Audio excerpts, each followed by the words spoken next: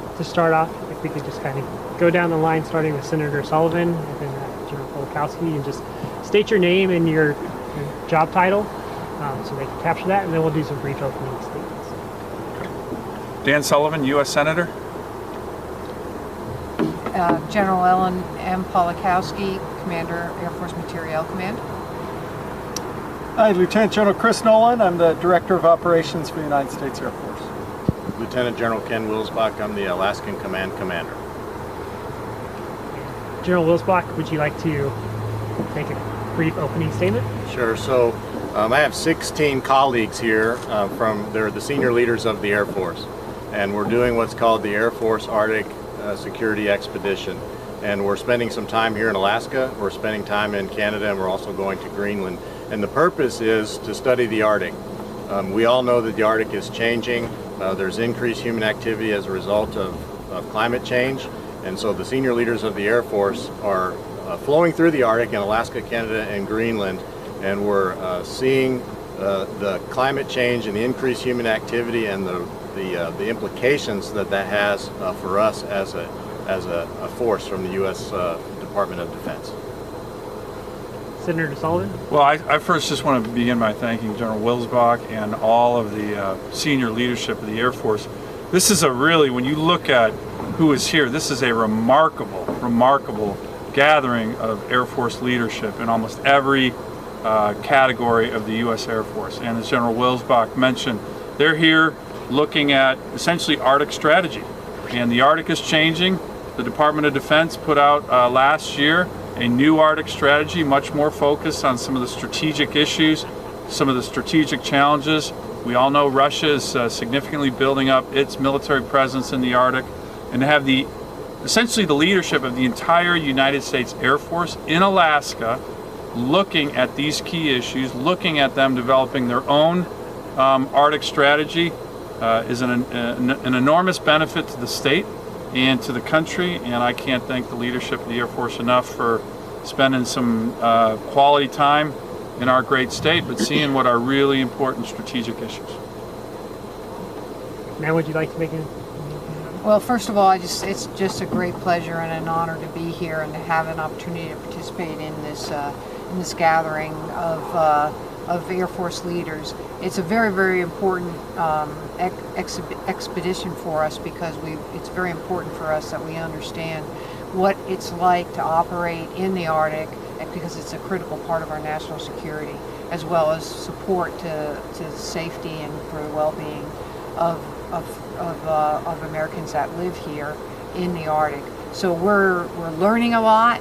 We're seeing a lot. We've had the pleasure to meet with community leaders. We've had the pleasure to see what the environmental effects are on our forces here, and I'm looking forward to the rest of the trip. Sir? Sure, as the Deputy Chief of Staff for Operations, we get to see airmen in action all the time. And what we've learned is that you need to go out and, to use a Marine term, walk the battlefield. Do a sand walk before you start writing strategy. And as General Pawlikowski said, to learn. Because ultimately, the people who operate in this environment know what's going on. We know there's change. And as the Senator said, the threats are changing also. So how do we as an Air Force respond to that? And so far we've had a wonderful trip, and we look to continue to keep learning. Now we'll start with questions. Tom? Sure.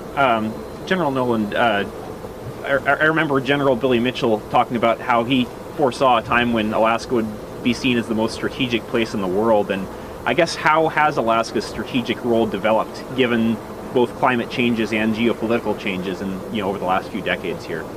You know, one of the first things we did when we set this expedition up is we turned the map on its head and we looked at the map the way Alaskans look at the map.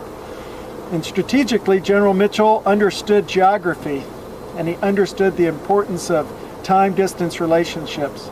And I think the United States Air Force recognizes that also with the investments that we're making in Alaska. We're bringing F-35 up to Eielson right here. And one of the reasons we're doing it is because strategically, it's got the reach and the capability to increase our ability to respond to threats around the world. So we're learning more every day. There's additional changes that we're going to need to make. But in the end, I think Billy Mitchell was wise on our 70th birthday to advocate for a separate Air Force while at the same time recognizing the vision that he had. Airman Slaughter. How does Eielson fit into this mission of the Arctic Security Expedition? Well, Eielson is actually where we have started and is an excellent location for us to be able to go to the other places that we want to see. And so Eielson's kind of been our headquarters, so to speak, for this trip. And yesterday we were able to go just a short helicopter ride and be able to see Clear Air Force Station. Today we went out to Barrow and were able to again meet with some of the community leaders, and tomorrow we're heading off to Greenland. And so Eielson's been a great place for us to be able to get to almost everywhere we want to go on the Arctic Circle. Tom? We've kind of transitioned militarily to a Pacific-facing strategy, and General Wilsbach, could you, I guess, speak to how Alaska and also interior bases in particular fit into that Pacific-facing strategy that the military is now adopting? Sure. So as General Nowland mentioned, Alaska is a strategic location, and we have a number of forces here in Alaska, Air Forces in particular, with J-Bear as well as Eielson. And those forces are prepared to deploy if our nation's leadership asks us to deploy. And so we can respond very quickly, and within a matter of days can get to the places in the Pacific where we might have conflict. And so you can't do that from places that are farther away. It takes longer to get there. And so that's the main reason why Alaska has the force posture that it does, so that we can respond. The Army has forces here as well, as you well know, for the exact same reason.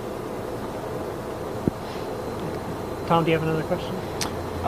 Sure. You mentioned the effects, climatic effects that are changing just kind of the nature of the Arctic Ocean and, ability to operate there. I guess what do you foresee as far as, the Air Force's role? Do you see it expanding kind of over, the northern shores of America here? Or I guess what do you see on the horizon for our ability to operate, in the Arctic of Alaska?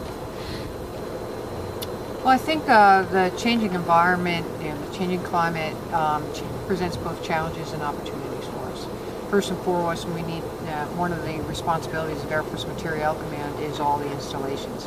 And so one of my main reasons for coming up here was to understand what the changing climate is doing to our installations. Looking at the radar, for example, at Barrows, and now elsewhere when we try to understand what does that mean. So that's where in some ways it's a challenge for us because things are changing and we need to make sure that the structures we have are going to be able to accommodate. It also presents us opportunities. The opportunities that are presented by the change in the potentially means for transportation here with new channels of new lines of transportation that could potentially be available. Challenges represented by the dynamic political environment and the opportunities that it presents us to be able to collaborate and work cooperatively with our allies here in the Arctic. And Airman Slaughter? Yes, sir. Senator, why is this expedition so important? Well, look, I think the idea, General Nowland mentioned it, is one thing to hear about it, read what's happening, go to hearings. It's a much different thing to actually be on the ground, to actually see what's happening in Alaska, see the importance of the strategic location, see how big this place is. You get members of the military in the Army, the Air Force, Marine Corps, Navy that have not served up here or spent time up here. When they come up and they see the distances, it's very, very revealing, and it gives them a sense of that. And I also think just the geography, a lot of talk about Billy Mitchell. I was just at the Air Force Ball a little bit before this event and quoted Billy Mitchell in his famous testimony before Congress in the 1930s when he said, Alaska was the most strategic place in the world. And I think bringing people up here to recognize that, you know, I like to talk about how we have 3 pillars of America's military might, and the Air Force is key to all 3 of those pillars. We're the cornerstone of missile defense. So all the missile defense capabilities in terms of missiles, radar, those are almost all based here in Alaska. We're a platform for expeditionary forces to get anywhere on a moment's notice. We have one of the best trained units in the U.S. Army deploying to Afghanistan as we speak. The 425 had its deployment ceremony yesterday, and they're using obviously Air Force aircraft to get over to Afghanistan. And we are the hub of air combat power for the Arctic and the Asia Pacific. Right now, whether it's C-17s, AWACS, C-130s, KC-135 tankers, with the F-35s coming, Alaska's gonna have over 100 fifth-generation combat-coded fighters. 100 fifth-generation fighters. There's no place in the world that's gonna have that kind of air power. And it's all because of our strategic location and the great community support that Alaskans give to our military. Got time for 1 or 2 more questions, Tom? Yeah, sure. I guess as the military posture evolves, I mean, what kind of changes, you know, if any, do you see the Air Force making as it, reviews the status of Alaska? Is there anything on the horizon, you know, shifts, differences in kinds of aircraft that we see up here or other assets? As you look to the long term, the roadmap for Alaska right now is pretty set on the force laydown. We need to grow the Air Force. Our chief has said it, our secretary has said it. We're too small for the missions that we have. And so if Congress helps us and we're able to grow, what I think you'll see us do is, from the years of down budgets, the first thing you'll see is to strengthen our squadrons and then strengthen our ability to operate in the conditions. I mean, one of the things that amazed me is Eielson, the temperatures that you all get up here and being able to operate. They showed us, our airmen, what they do at minus 40 and minus 50 below, and you all live it, you all know it. You guys just take it for granted. You wake up every day, go do your job at that type of temperature. The rest of the world, or the rest of the continental United States, it's just flabbergasted by it. So we'll strengthen those squadrons to help those airmen continue to operate. And then under the guidance of General Wilsbach, we'll continue to look for future requirements and see what we have to move forward. Airman Slaughter, you have one last question. Let's do a light question. So, what's been your best part about the trip so far, and what do you look forward to doing on the rest of the trip? I can go first. All right. We had the opportunity to ride in an Army helicopter out to Jay Park, see the Jay Park, and to see the range that we have out there. And Jay Park is one of our national treasures because of the airspace and the range and everything. But what got me was the beauty of the fall colors right now. Right now, we picked a great month to do it. It is absolutely gorgeous right now. The rivers, the mountains, just Alaska is beautiful. Okay, for me, it was it's an easy one. This afternoon, as I mentioned, we met with the community leaders in Barrow, and one of them brought his son, who was about 2 years old, and I got to hold him and take a picture with him and talk to him about airplanes. And so when we can get the next generation of Americans excited about air power, then that makes the trip all that much more worthwhile for me. Well, I just love seeing our military leadership up here, and I want to thank everybody again for General Wilsbach, your leadership on bringing everybody up. You know, the key issue in my experience is Alaska sells itself. You bring leaders up here, and they see it, they get it, but you got to get them on the ground. And I just think it's a great opportunity. So for me, the best part is just seeing more of our nation's military leadership in our great state, and I think the state and its location and its value to the nation's national defense sells itself. my favorite thing is many of my colleagues that are here on the expedition have very little or no time in Alaska. And I like seeing their eyes seeing Alaska, and I like sharing my state with them. It's been really fun. Is there anything that any of you would like to add? I will make one point to Tom's previous question. Yep. When you were looking at kind of future, and I talked about those 3 pillars of our military might. To me, one of the important things is to continue to try and build on each of those. For example, you know, when you talk about the hub of air combat power, we're looking at more tankers, right? The need for tankers. You have 105th generation fighters up here that can go anywhere, Korea, Russia, China. You need to be able to tank them. And so I think that's something. And then the general mentioned it, but J-Park. That is a world-class training facility in Alaska. It's enormous. The airspace is about the size of Florida.